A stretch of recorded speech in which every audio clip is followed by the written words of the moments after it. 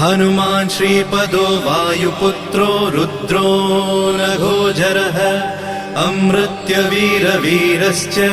ग्रामवासो जनाश्रयः धनदो निर्गुणः शूरो वीरो निधिपतिर्मुनिः पिङ्गाक्षो वरदो वाग्मी सीता शोकविनाशकः शिवः शर्वः परो व्यक्तो व्यक्तो धराधरः पिङ्गकेशः पिङ्गरोमा श्रुतिगम्यः सनातनः अनादिर्भगवान् देवो विश्वहेतुर्जनाश्रयः आरोग्यकर्ता विश्वेशो विश्वनाथो हरीश्वरः